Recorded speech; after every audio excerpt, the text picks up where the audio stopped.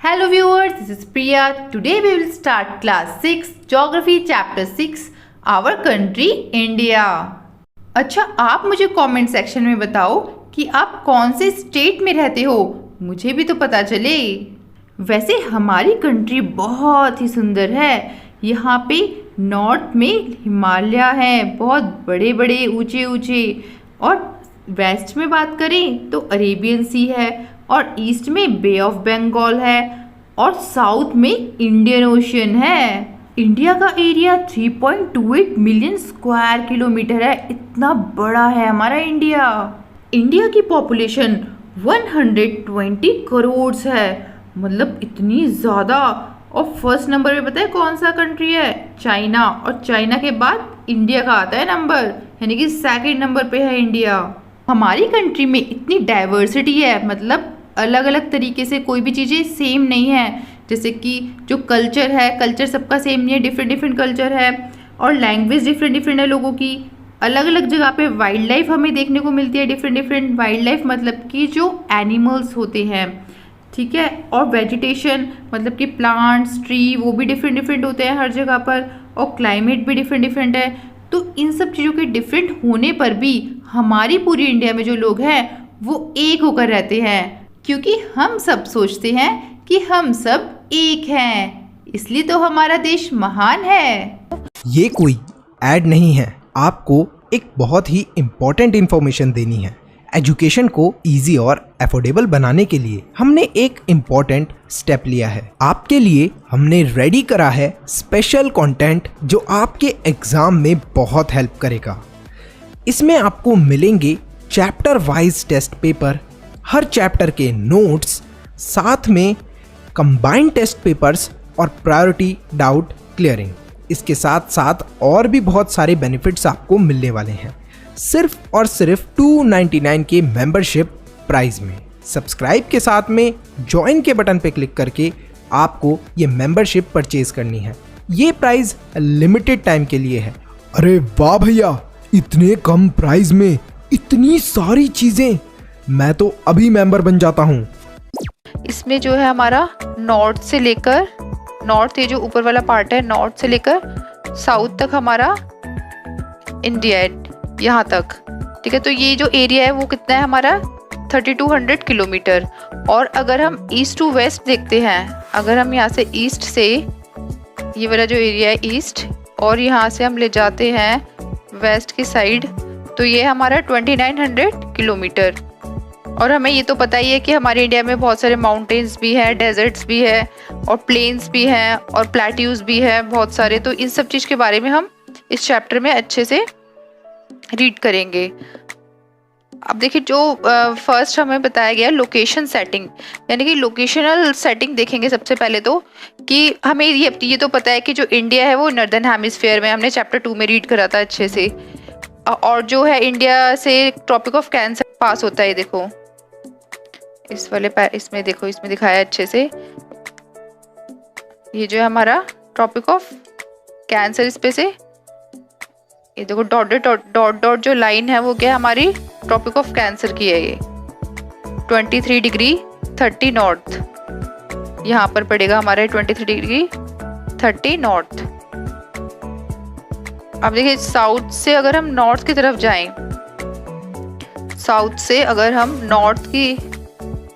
South यहाँ से हम अगर नॉर्थ की तरफ जाते हैं, तो हमारा ये कितना जो लैटिट्यूड है वो एक्सटेंड हो रहा है, वो हो रहा है 8 डिग्री 4 नॉर्थ टू 37 degree 6 north latitude. It means, ये देखिए यहाँ पे ये लिखा हुआ है 8, यानी कि 8 से लेकर अगर हम ऊपर जाते हैं, देखते हैं 8 से लेकर हमारा पूरा 32 भी आ गया, यहाँ पर आएगा 32 के बाद आएगा 37 डिग्री 6 नॉर्थ लैटिट्यूड।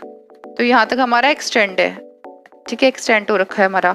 अब नेक्स्ट वेस्ट टू ईस्ट अगर देखते हैं हम, तो अब जो वेस्ट से हमारा इधर से स्टार्ट है वेस्ट टू अगर हम ईस्ट जाएं, तो हमारा कितना एक्सटेंड हो रहा है लॉन्गिट्यूड यहाँ पर हो रहा है 68 डिग्री 7 से 97 डिग्री 27 ईस्ट।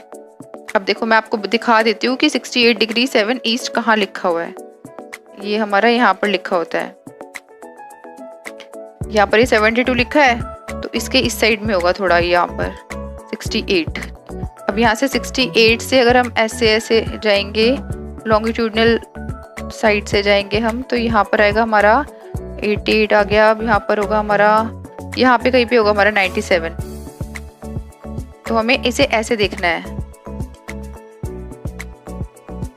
अब नेक्स्ट, अब देखा जाए तो अगर हम साउथ से नॉर्थ की साइड जा रहे हैं तो ज़्यादा एरिया है कंपैरिजन अगर हम वेस्ट से ईस्ट की साइड जाएं तो।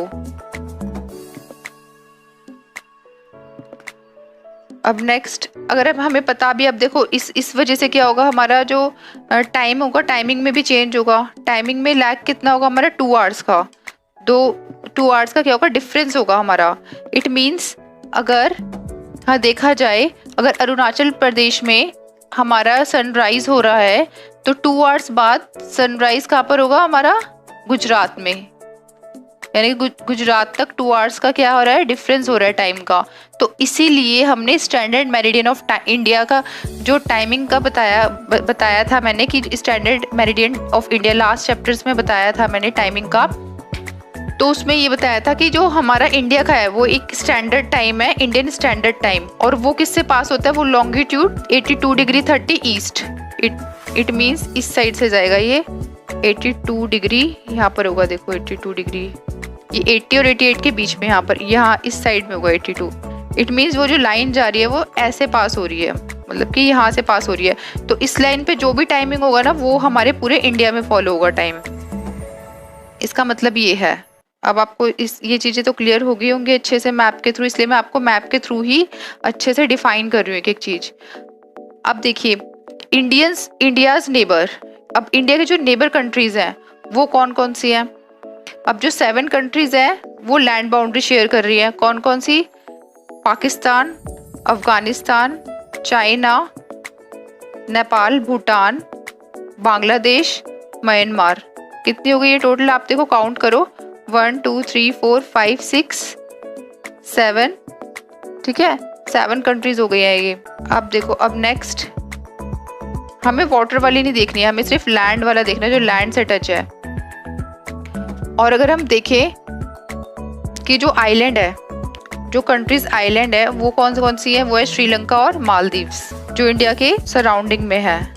आप देखिए नेक्स्ट, अब जो श्रीलंका है और जो इंडिया है वो किस चीज़ से सेपरेट हो रहे हैं। अभी आप छोटा सा ही दिखे, ये ब्लैक दिख रहा है, ज्वाइन करा हुआ है इन दोनों को, इंडिया को और श्रीलंका को। इसे बोलते हैं पाल्क स्ट्रेट। तो ये जो पाल्क स्ट्रेट है इसी से इंडिया और श्रीलंका ज्वाइन हो रखा है। अगर ये नहीं होता तो ये ज्वाइन नहीं होते और ये सेपरेट हो गया होता बिल्कुल ही श्रीलंका। नेक्स्ट है हमारा पॉलिटिकल एंड एडमिनिस्ट्रेटिव डिवीज़न। अब इसमें देखिए, इसमें ये बताया हुआ है कि सबसे ज़्यादा एरिया कौन से वाले स्टेट ने ले रखा है। सबसे ज़्यादा एरिया किसका है, राजस्थान, और सबसे स्मॉलेस्ट वाला है वो है हमारा गोवा। अब आपको एक बार दिखा भी दूँ कि राजस्थान कहाँ है। देखिए राजस्थान, ये रहा, ये हमारा राजस्थान है जिसका सबसे बड़ा एरिया है।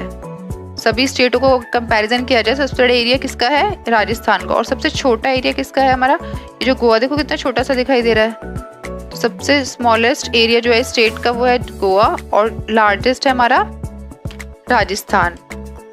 अब देखिए नेक्स्ट है हमारा फिजिकल डिवीज़न। अब फिजिकल डिवीज़न में हिमालय और ये सब कुछ आ जाएगा, प्लेट्यूज, प्लेन्स, ये सब कुछ आ जाएगा। तो मैं इसको इस वाले मैप से अच्छे से आपको एक्सप्लेन करती हूँ।